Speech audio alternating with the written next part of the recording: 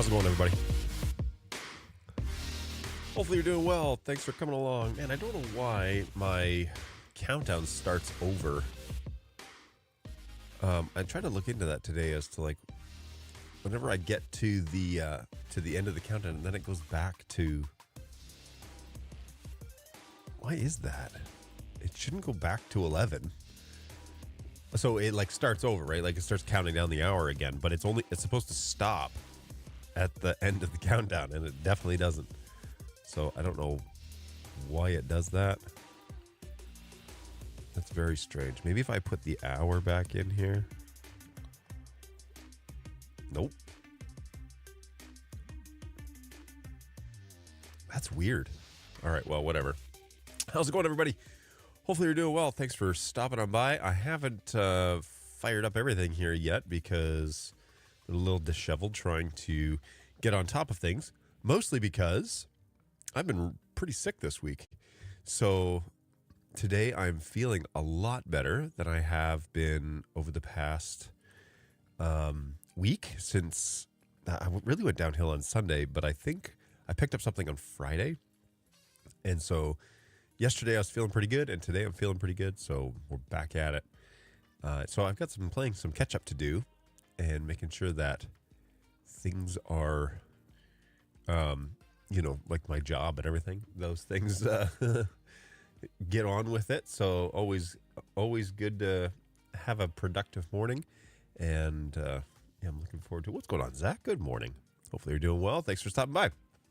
Always appreciate you hanging out with us. And today is a fairly straightforward show because I purchased a set of headphones a little while ago that I was pretty amped up about because I needed a headset for a production crew that I'm a part of on Sundays with the church that I work with.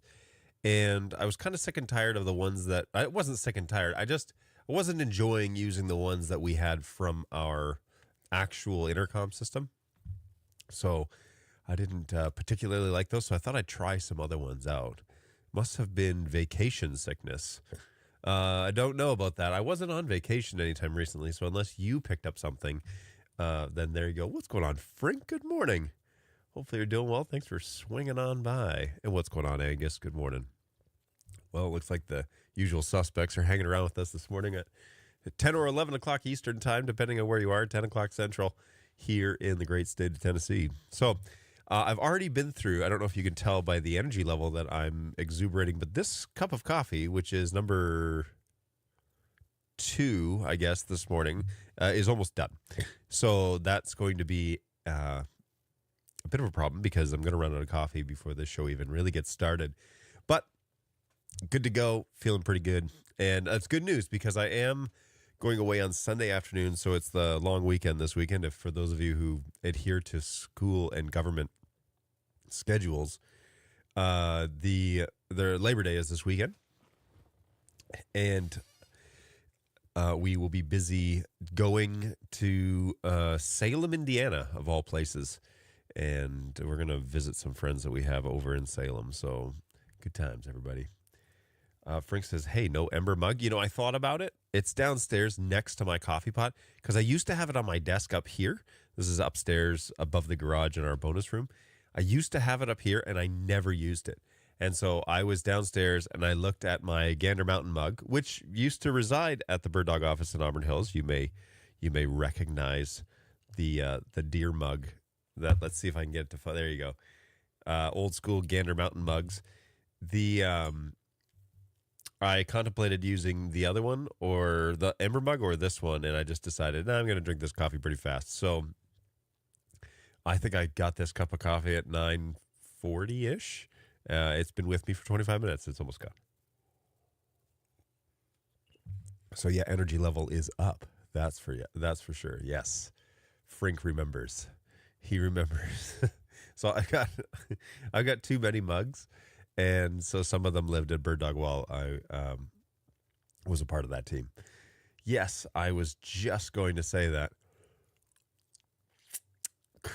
Cool. All right. Well, anyways, good stuff. Thanks for hanging out with us, everybody. Always a blast. Now, an update on next week's show. So you've probably noticed, maybe you haven't, um, you've probably noticed that I'm bumping the computer build. It's been like weeks and weeks I've been bumping it. It's really annoying. Well, the reason is because the Slinger box is not here, and it has been shipped, but I ordered it on the 12th and then didn't choose expedited shipping because that would have been more money. So they said, yeah, we take 3 to 10 days. What they should have said is we will for sure take 10 days to ship. And so they took the whole time and shipped me the box Tuesday morning. No, they tried to ship it on Tuesday. I was sick, so I didn't see their email. But they said, hey, we're trying to ship it to this address, and it says that doesn't exist. So I said, yes, it's a new build. Please ship it to that address. So they have put it on a truck. It's traveling with UPS, and it should be here on Tuesday, which means that next Thursday we will be building our new vMix machine. And I was on Tom's show. I was in the chat of Tom St. Clair's show, Eastern Shore Broadcasting or Streaming Idiots, whichever brand you know him by. And if you don't know Tom, you need to go over to Eastern Shore Broadcasting and subscribe to his show because it is great, and he is the GOAT. I was in his chat yesterday and was asking about a couple of things, and he said that I went with a good graphics card for the AV1, right? So I'm streaming this out over Starlink, and this show tends to buffer at some point. So I'm sending it up at 3 megs at 1080p, and yeah, it's fine, but has been kind of inconsistent, and so I want to lighten the load on Starlink. And this may not fix it, by the way, because I might quite literally be changing satellites mid-show, and it tends to happen at the 30s, so every half hour. So 10 o'clock, 10:30, 11 o'clock, 11:30 is when I tend to have issues. So it may just be the symptoms of being on Starlink, but there we go. So I'm going to try. So next week's show will be about constructing this new computer, and hopefully I'll just have the luxury of just going as long as I need to. But we will wait and see about the AV1. We're going to probably set it all up. So I'll build it next week. We'll probably do a setup show, I hope. And then we will do it like a vMix optimization show. So we'll see how that all works out. If it works out, and with any luck, we will, yes, I'll get to hang around and watch that happen. So today is my Friday. I have a convention that I'm working at PAX West for the next 5 days, including today, for finishing setup. Yikes. Oh, we noticed. Wait, are you referring to my energy level? That case will be worth the wait. I'm hopeful. I'm very excited about it because I think it looks really slick. So I'm hopeful for that case to be everything we think it is. Shipping mine to Edmonton was a bunch of money. It actually didn't take them long at all to get it shipped. Oh, that's almost worse. I'm waiting for 2 drum snares. It's been a month and 2 weeks and counting. Yikes. Yeah, that's brutal. I could have opted for the expedited shipping and get it here so that we could have done it today. But just as well, because I would have had 0 time to prep for any of that because I have been really uncomfortably sick for a couple of days. Now, no sore throat. This is weird.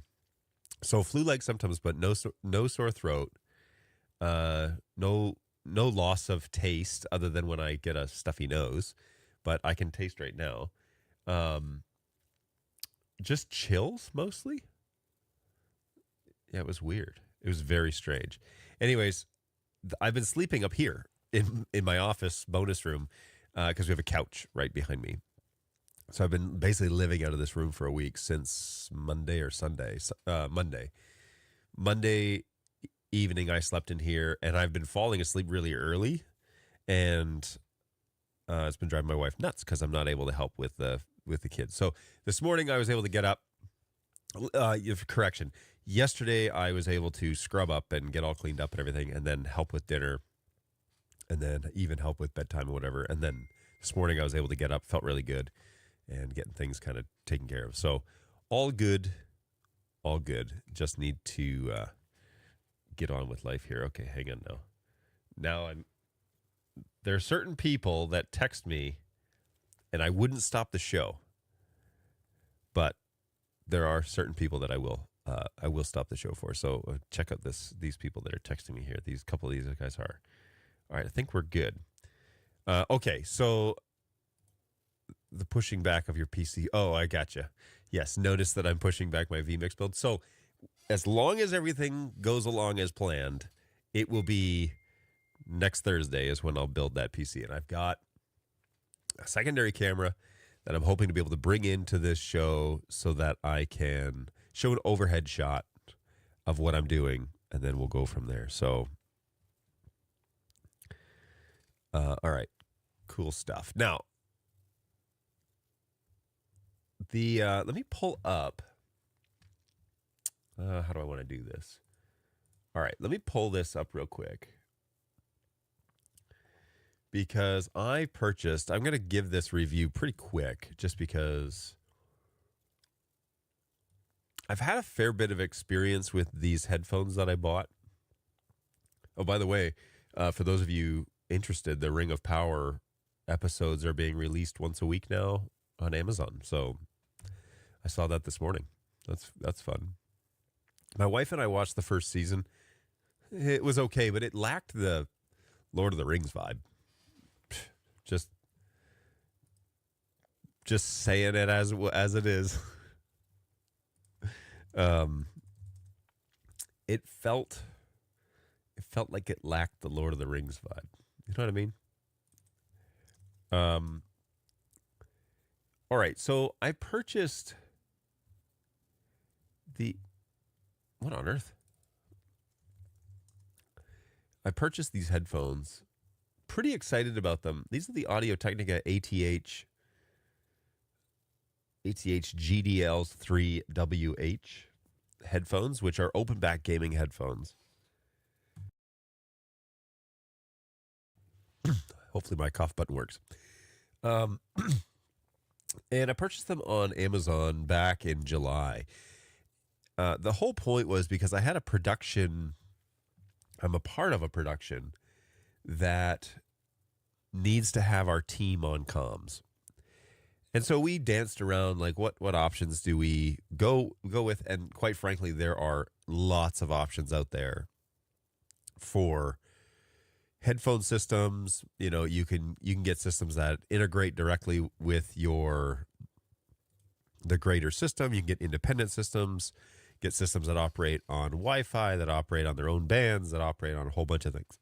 So we went with kind of like a middle of the road. They weren't cheap, but they weren't super expensive. They're not feature rich, but they're expandable. We could get up to like 18 or 19 of them on the same, on the same close knit headphone system. Well, we bought the way that it works is you have basically like a master headset. You turn those on, and that's the transmitter receiver for everybody. So you turn on the master headset, and then you add these kind of dummy headsets that all link up to yours. Well, they also make something called a hub, which gives you the option to then link more headsets. That has the ability to kind of handle more headsets, and you can link hubs together, which then makes them even more expandable. Well, on the hub is an option for a headset plug. You can plug in a set of headphones, gaming headphones, TRRS, okay, a tip ring sleeve. And you can plug in gaming headphones and use that as another receiver for your headphones. So I thought, well, it would be great to use the hub. It has a little belt clip on it, which is kind of big and clunky. But anyways, you can use the hub, have a set of headphones, and then give everybody else the other headphones. Well, come to find out, first trade-off is you can't use the master headset and the hub. It's one or the other, but not both. It's so dumb that you can't turn a master headset into a dummy. So, strike one. The second thing was that this hub has TRRS inputs on the actual jack. However, it only does left. So it's technically TRS, but in the manual it says it's TRRS. So when you're wearing headphones, closed back headphones, or just like, full cups, they end up you only get audio from one of them. So strike 2 on the hub, because that's garbage. That's a terrible design. And on the website, there's nothing about that. There's no mention of that limitation, and there's no mention of the limitation that you can't use the master headphones as an additional headset. So we had to buy another headset just to get the hub, to break even. That when you buy the hub, you got to get an extra set of headset. So that was really frustrating. If we had known that, we would have got the hub to begin with and not spent the money on the master headset, because that's a waste of money. So I had bought these as a way of thinking, well, I'll buy a nice headset that I can wear, lightweight. And what I really liked, it was open back. And the reason for this is air circulation, because the headsets that we have are all closed and they get hot.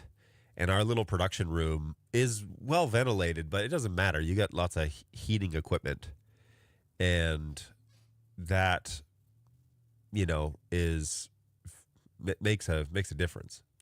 So, I figured, all right, well, we'll try out these headphones. I'll buy them. If it ends up being great, I'll use them at the soundstage. If not, I have a nice gaming set of headphones, which is no big deal. Now, in this headset comes a couple of cables. So this cable is detachable, first of all, which is super nice. I know a lot of headphones have that now, but it's detachable. So is the microphone. The headset has a switch on the back that mutes that mic, which is handy. And the other cable that this comes with is a split TRS. And I'm tempted to try it, although I think I'll lose the microphone, right? Because one would be headphones and one would be microphones, so that may not work. Anyway, whatever. I'll still experiment with that, but I wasn't really expecting to run into all these sorts of problems until I found out that was going to be an issue. So that's unfortunate.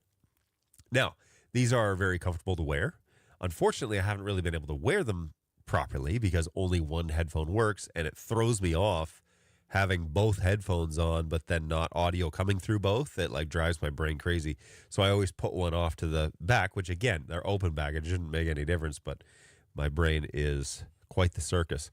So, it was a little annoying to try to figure all that out and realize that even for over $100, it's not gonna do what you want. Now, the build quality, these are pretty much straight up plastic. They're not really premium feeling. So I don't know about their durability. I think if you were to really abuse them in a production crew where you were to toss them around and whatever, it wouldn't be great. Also, wearing them around your neck is annoying. And so they don't fold or turn or anything, which you would kind of want. Now, I have my old faithful headset, right?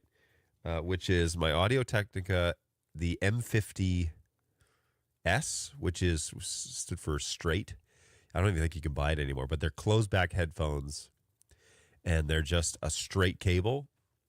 I've had those things forever, and they actually turn inwards, so you can lay them around your neck, and they stay out of your neck and chin area.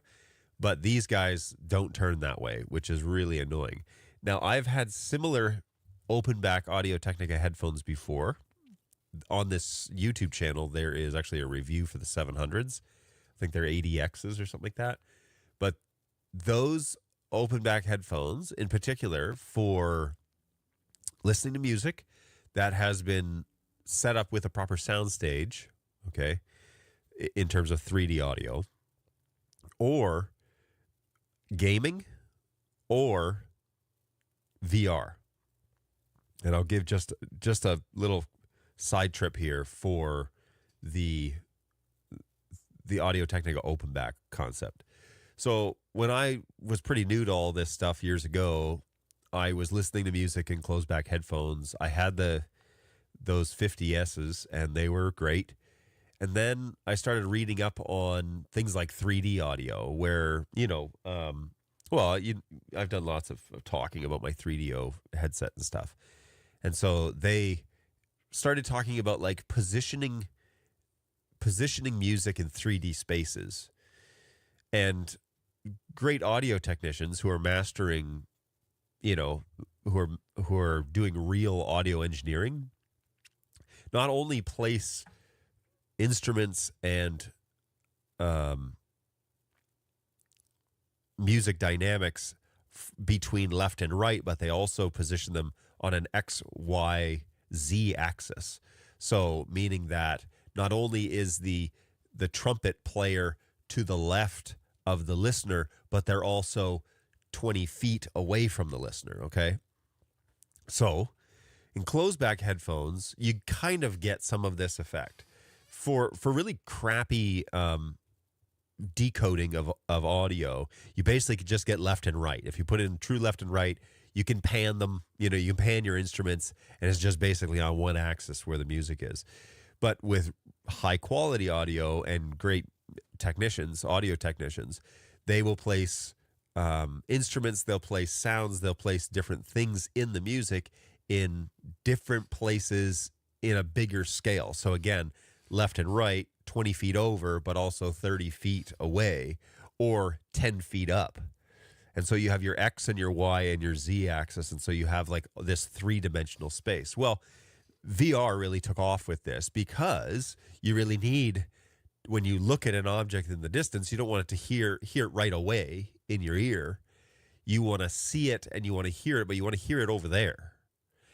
So what OpenBack does is it allows the audio drivers to not allow the sound frequencies to bounce around inside your headphones. Because closed-back headphones work pretty well and they isolate sound pretty well, but they also trap sound frequencies, meaning that it's a little bit harder to place where frequencies are.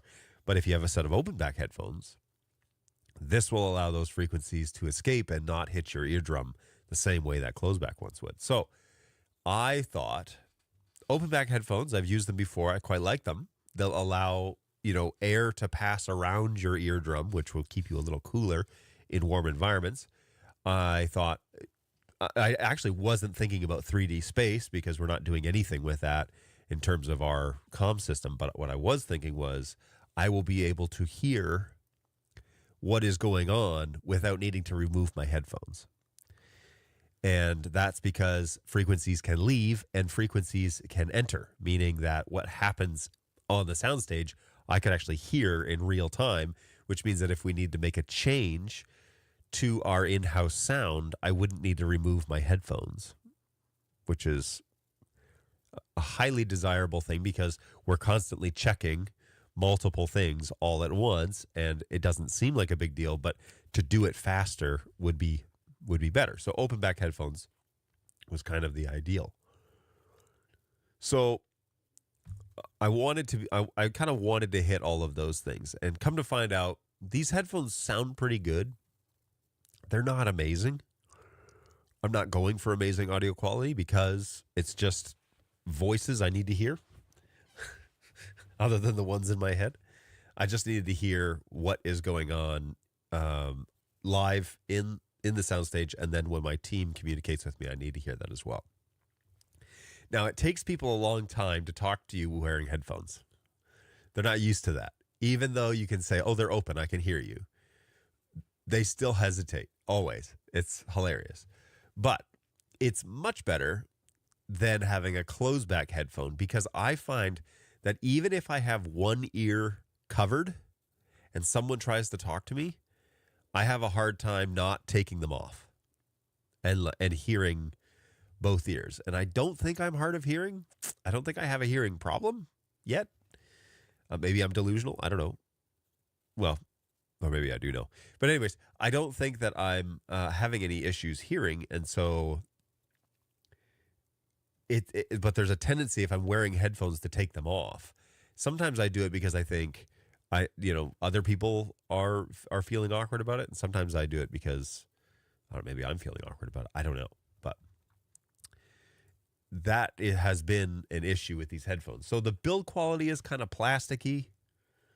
They are comfortable to wear. They're quite light. They're very light. And so that's helpful for longer productions. We normally go well beyond an hour. And so we start at 8 a.m.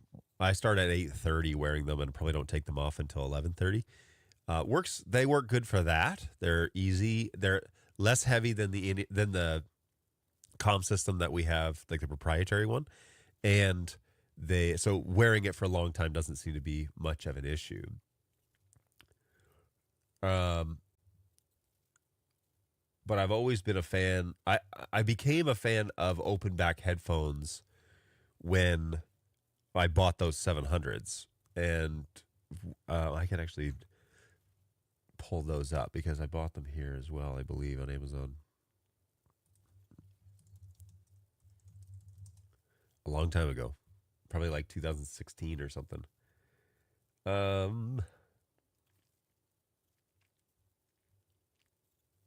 There they are. 2015, September 5th of 2015 is when I bought these. Now, these ones don't have a microphone, but the audio, first of all, the drivers are bigger, and these are also plasticky, so watch out. And I have had to physically replace the cable on these headphones. Now that I think of it, I actually don't know where these headphones are, which is a problem because they don't travel well on their own. And yet, here I am in my office without them. Hopefully they're here somewhere and not damaged. They don't travel well on their own. They don't fold on your neck like I wish they would, but they do sound pretty good. So I can wear these for a long time. Now, these look ridiculous to wear, and I don't know who thought of this design. They're comfortable to wear. The band, so in my review from ages ago, the band on the M50X or the M50S's that I have pushes down on the top of my head and eventually starts to hurt.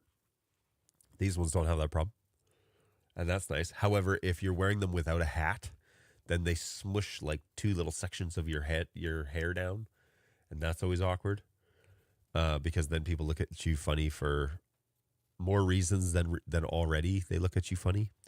So the cable that it comes with is crap. So I actually replaced it with a bungee cable, which works a lot better. I think it works a lot better, personally. All right. Now, sorry here, 1 second.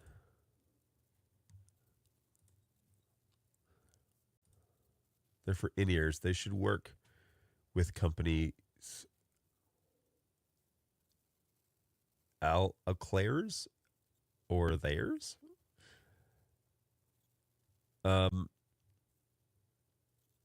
I see. Maybe I should, well, I might actually have a set of in-ears with a cable. Oh, that's an interesting thought. The microphone cable. So one of the complaints that I had about, or not that I had, but so I was working with my technical team, and then somebody interrupted me mid-sentence and said, "Hey, John," this was last Sunday. They said, "Hey, John, it's kind of hard to hear you with your headphones," but everybody else was fine.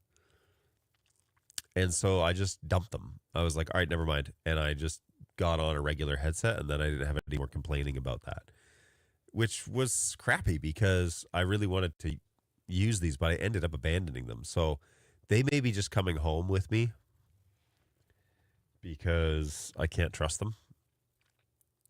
But we will see, I guess. Whoa. Sorry, just getting a few. Whoa, I'm dropping frames. Yikes. All right, so maybe I'm requiring my computer to do too much here. Or, oh, it's 10:30.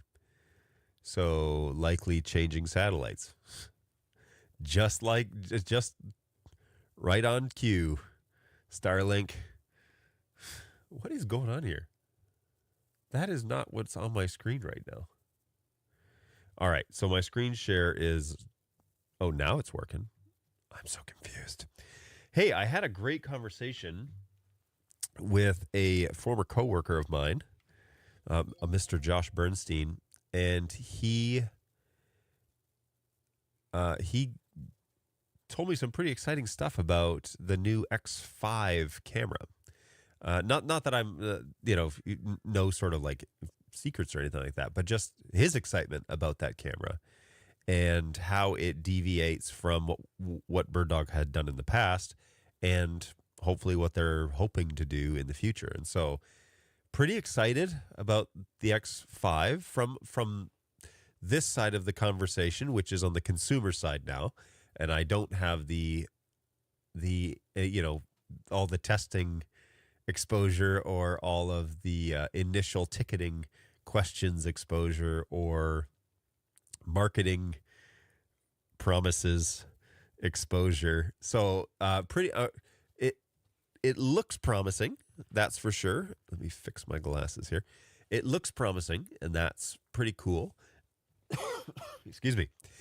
And hopefully it will be a sign of things to come, because man, Bird Dog could really use another flagship product like what the P200 was. Could really use another flagship product that really outshone everybody, right? So he had just kind of shared with me that he was feeling pretty good about this, and that there's only a couple of minor things that he'd really like to kind of get sorted out or ironed out. The thing that I'm really interested in, and I asked him flat out about, I think it's okay to share this, is that I said, so the onboard tracking, I said, when we had some other products that eventually I don't think even launched that were talking about having onboard tracking. And I said, compared to what we had in the past, and I'll let you decide what I mean by that. Compared to what we had in the past, how is the tracking compared to this? How's the tracking on the X5 compared to previous models?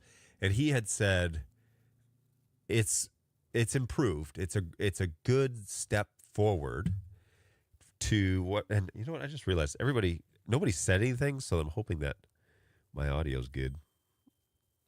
But whoa, this is really delayed.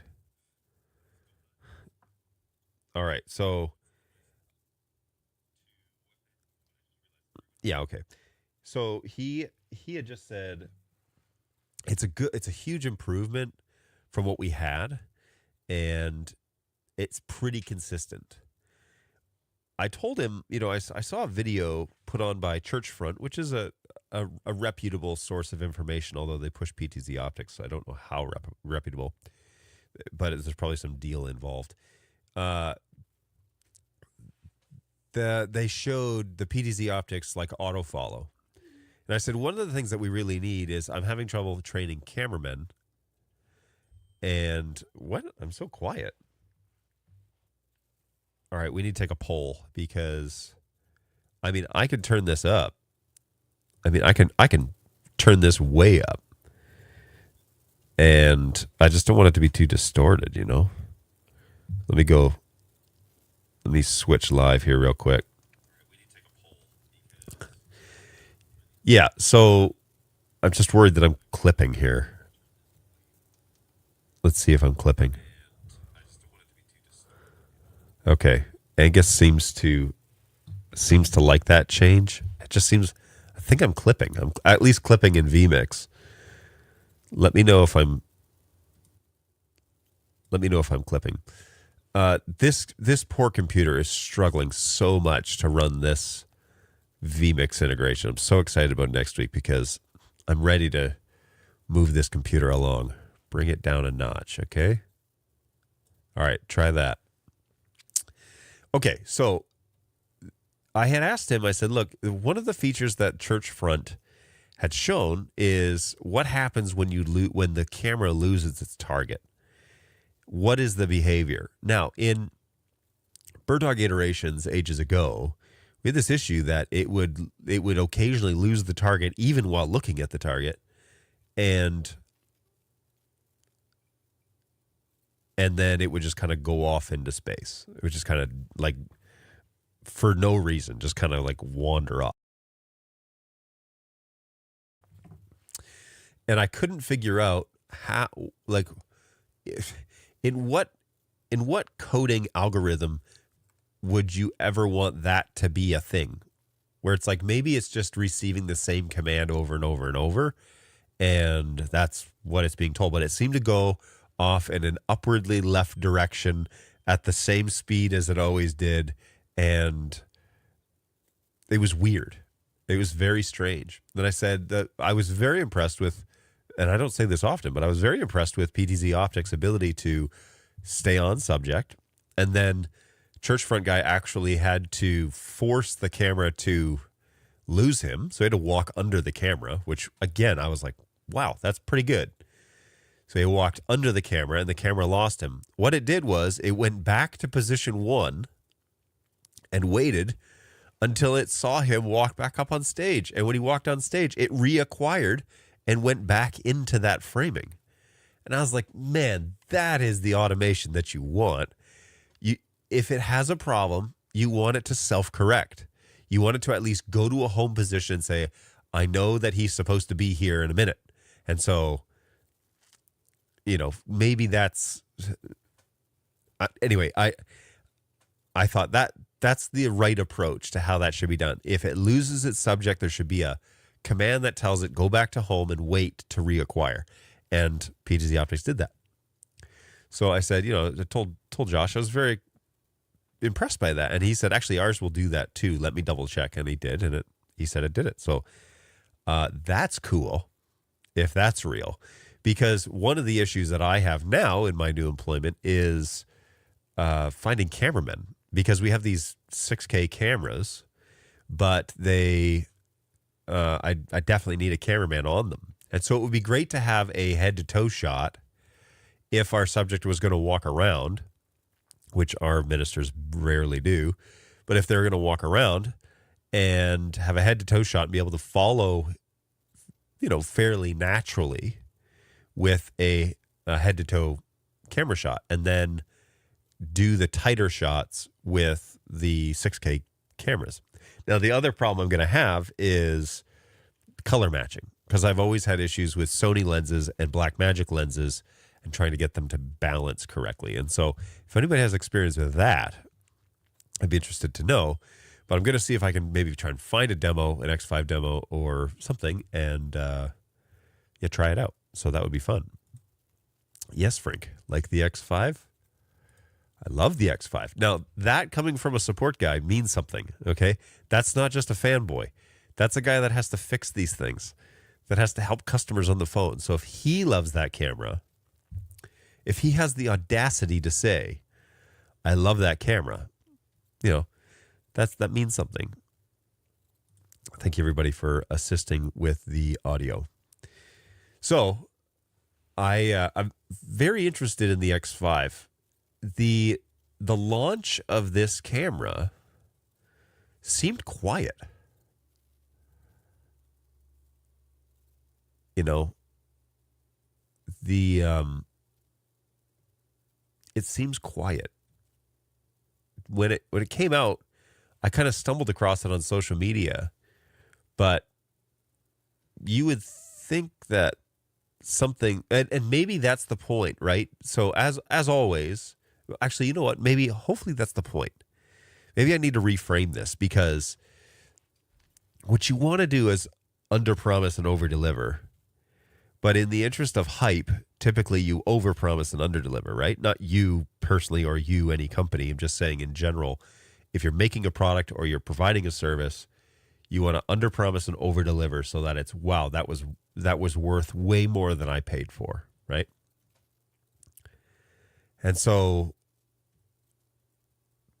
if that's the tactic that BirdDog used in this case, then that might be a very interesting marketing change to the way we've done things in the past, because we tended to want to include every feature on the launch day in writing, and that always didn't go so well for us. So maybe the quiet launch was on purpose.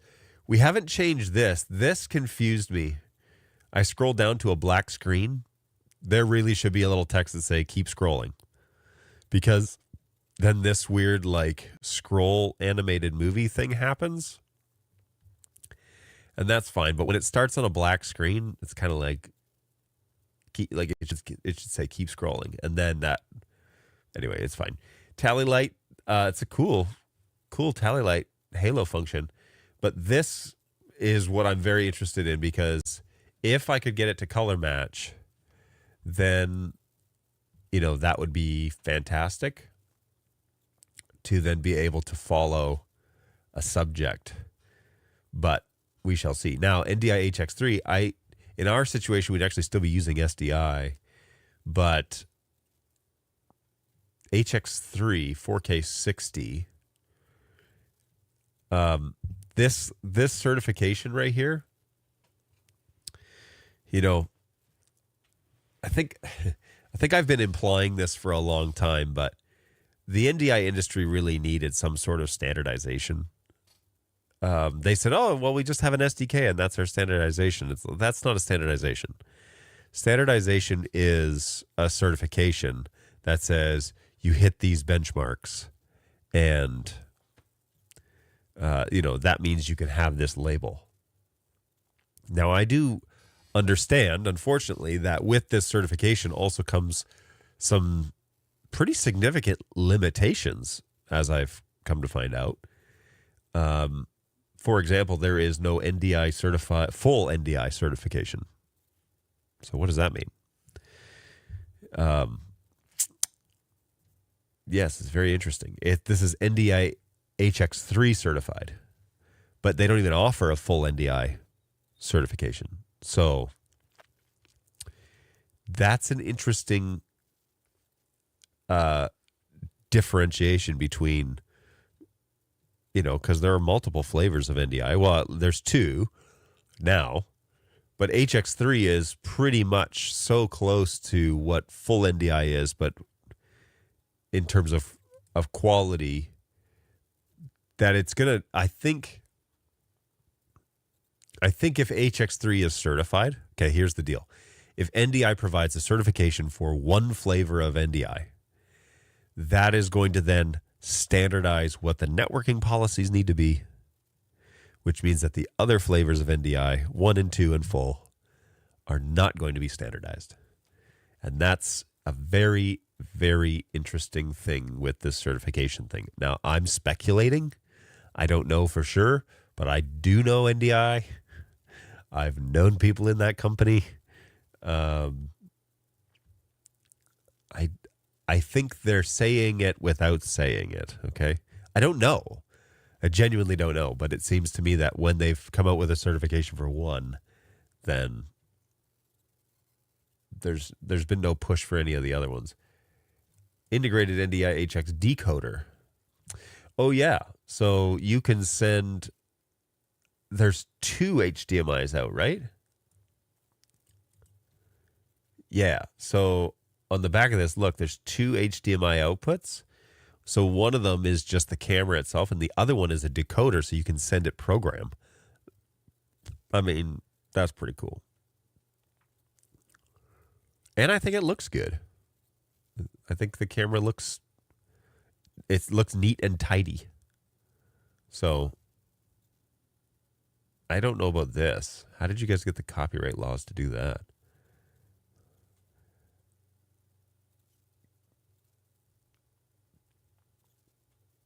Yeah, pretty cool.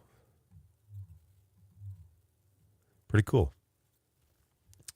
So, I think I'm going to try and get my hands on one, and we will see how that goes. Frank says, this is the most complete camera Bird Dog has released to date. I would agree. Just from what I see on the outside and the conversation with Josh, I think that is very evident. I don't see anything about the zoom on the X5 Ultra page. Oh, and then I think you said 3 degrees horizontal field of view compared to 2.3 on the P200.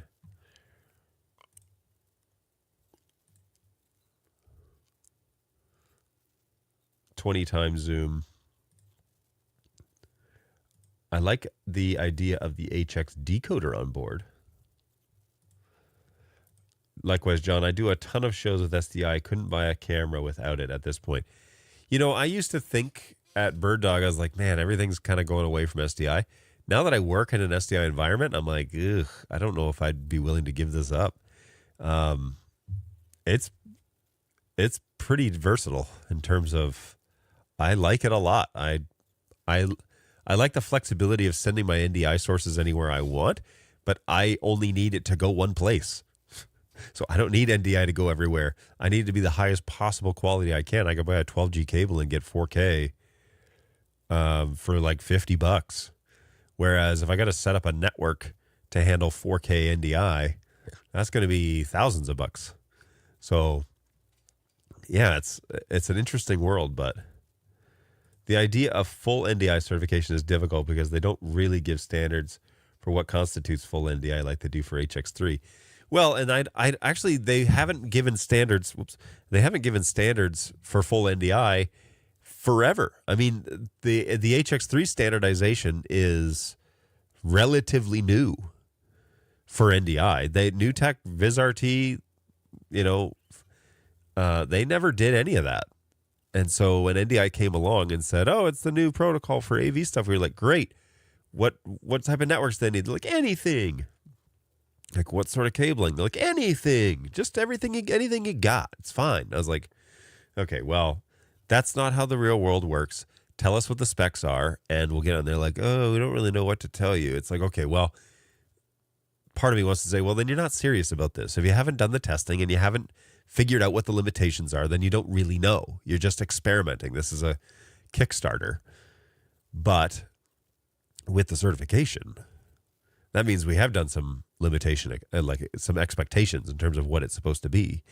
And that's good because, we need to know. We need to know what the limitations are. So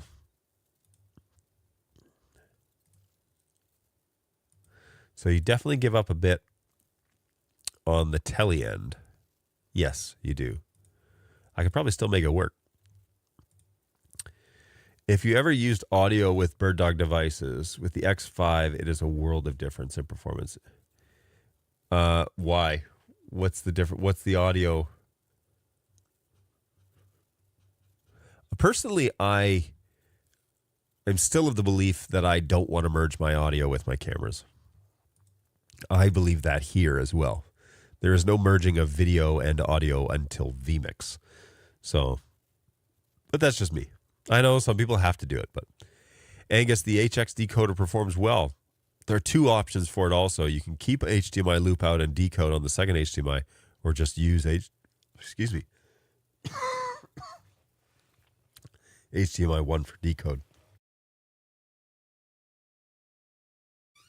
And for the record, Frink did not cough during his explanation. That was me. I added that for effect. We dumped SDI when we moved to Bird Dog for all of our stuff. For conferences and work where I'm not doing IMAG, I'm all about single cable setup, but the lower latency of SDI makes it the only way to do IMAG. Thanks, Frink. I agree with that. Yeah, and I think that that's always been the standard. I think that there's no way to get it down to that sort of level of latency in a digital conversion world.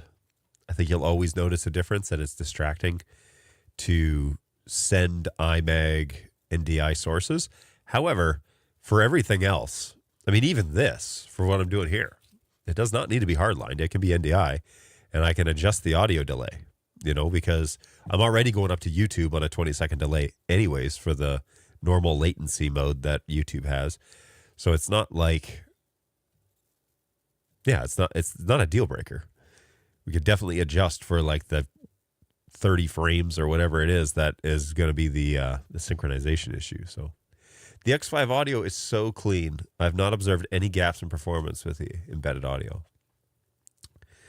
Well, that is something then. You could get a decent crowd mic on it or something like that. That's interesting. Wondering how I could utilize that. Anyway, that's interesting that they seem to have solved that issue. And that's great because encoding audio was always one of our major problems. And so it seems like things are tightening up. And that's great. They definitely need to... Bird Talk definitely needs to have like 5 or 6 home runs.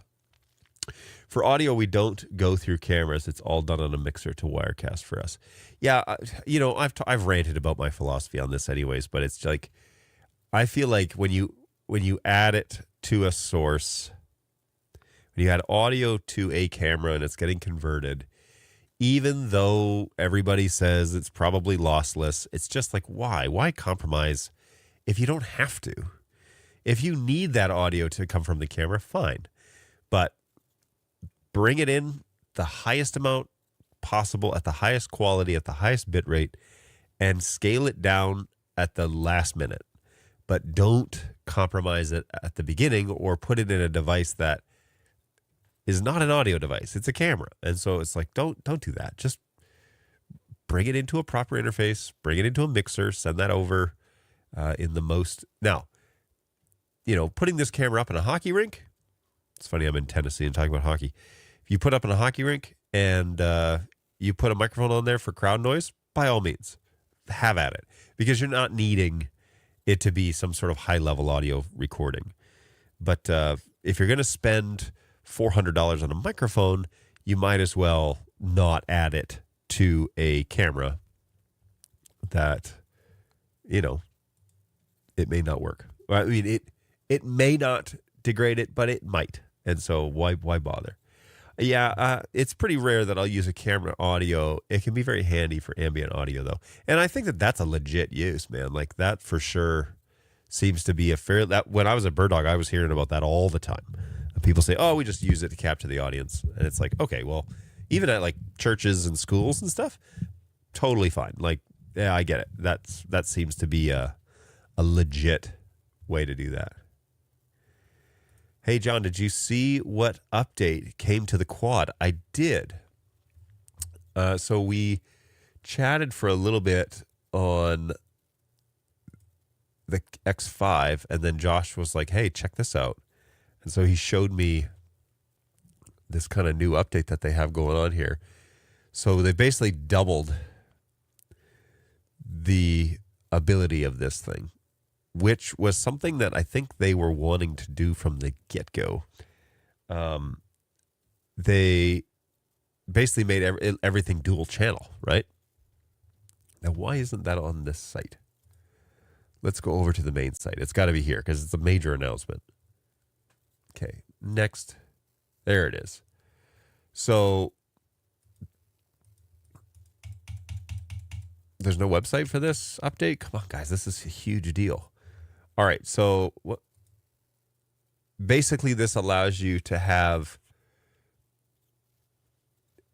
everything doubled. So if you have an HDMI or SDI 4K family unit, it's now dual channel, meaning that now, if I understand correctly, wait, if I go to download now, does it tell me more about it? There's no literature on this. How is that possible?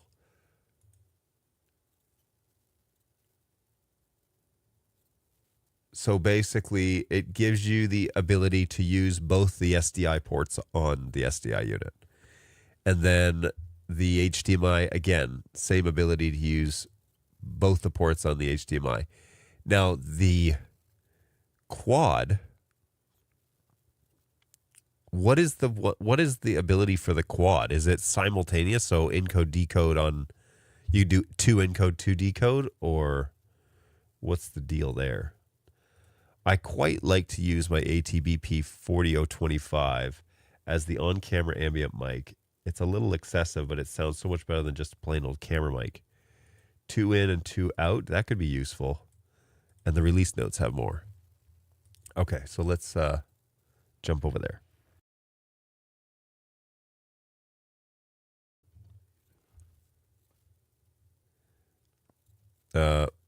shoot, release notes.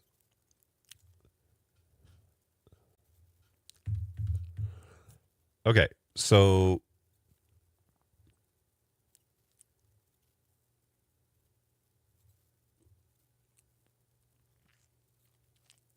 this release fixes. That's not right. All right, new dual channel mode. Now you can choose between HDMI and SDI in, but why not both? Who wrote these? In dual encode mode, oh no, capital. In dual encode mode, comma, they will now show up as two independent NDI streams. New decode in HDMI out. In addition to an HDMI out decoding, now the SDI out can be used as an independent NDI stream decoder. There you go. All right, so I like that. That makes, I mean, I think BirdDog wanted to do that for a very long time. And I'm thrilled that they're able to do it. Here, new 2x2 simultaneous encode decode. Now you can have two NDI channels encoding while two are decoding at the same time. Choose from 3 different operation modes. Customize your workflow. So 4 encodes, 2x2 encode decode, 4 decodes, and then, same for the open gear. All right, I'm quite confident that BirdDog wanted to do this for a very long time. And I'm thrilled to hear that they're doing it, because this is one of those features that was promised a long time ago, and they were never able to really get it to work right. And now if they can, that is pretty awesome. So I'm glad to hear that that's up and running. As long as it's consistent, we're not dropping frames, then that's great. I know that OG card, that OG4 card, man, that thing had so much potential in production racks, and everybody's got a Ross chassis, a Ross open gear chassis, but those cards, those open gear cards, should just sell themselves, because people already have the ability to power them. All they need to do is fire up a couple of these cards and they get 8 channels, So that's very interesting. So, Frink, does it perform any better in any single mode? So, for example, I've got one OG4 card, right? It's running in a Ross open gear chassis, and I've got it 2x2, SDI in, SDI out. Then I want to buy another card to double my capacity. Do I run them both in 2x2, or should I run one set in encode and one set in decode? Because, does it matter? How do the programs run? Are they isolated from each other so they don't interfere with what the other ones are doing? Or is there an optimal performance? I'd be curious to know. I'd be curious to see the test results from that idea, or to run that test. Not that I have an open gear chassis here, but you better believe that if I was in Auburn Hills, that is something I would be doing, because that seems to be, what's the best way to run this card? And from a marketing standpoint, you're not going to tell anybody probably one way or the other, but is it more resource hungry? Well, let's put it this way. Is it more resource hungry to run 2x2 encode decode than it is to run all 4 the same? Because that would be my answer.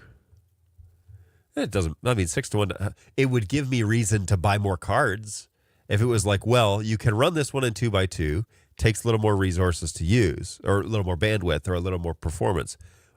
But if you buy a second one to expand, then you can isolate and you get maximum performance. It could be a marketing swing. That's just me. Excuse me. I'm going to have to take some cough drops or something. Very interesting. Way to go, guys. I really hope that is Yeah, that's the bee's knees. I did pose a question to Josh about the naming convention of the cameras, because if we go to the product list and we say X series and we look at this page, it alludes that there are other cameras that are coming. So there's the X1, and then there's the X1 Ultra, which I'm going to call the X2. And then there's the X3, you would think, is next. And then you have the X5? What about the X4? So I pitched it to Josh, and he said, yeah, here's how the naming stuff came around. But I feel like X1, the Ultra should really just be X2. But I suspect that it would be harder to sell the X1 if the X2, well, anyways, I don't know. So I suspect we're going to see an X3 somewhere in here. I don't know, maybe. X3, and then this is going to be some 6K camera, 8K camera, something. It'll be some massive camera. But there's still a couple more left in the X series. Then once this is done, is this series finished? Are you moving on to something else? These are rhetorical questions that no representative from Bird Dog needs to answer. Hey, and maybe the X10? That would harken back to some nice late 1990s janky home automation. There you go. It'll be a fun fall. Fall from grace. No, that's good.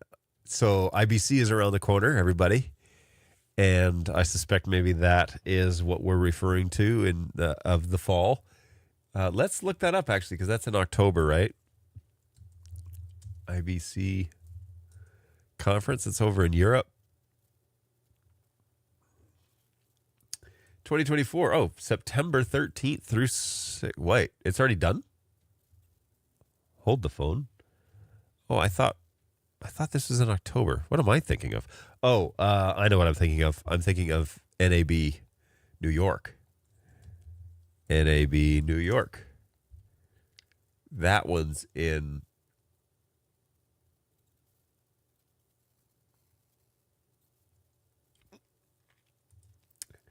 at the Javits Center, right? Yes, October 8th through the 10th is the one that I'm thinking of. This is always a much smaller show, but you actually get to see some stuff. So that's always cool.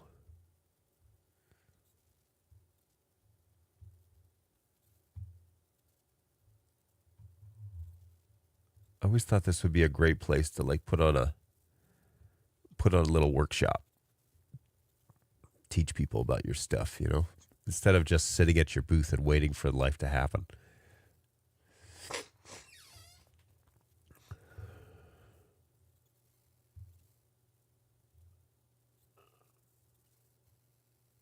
Cool stuff. So maybe NAB New York is what we're looking at. Who knows? Maybe not.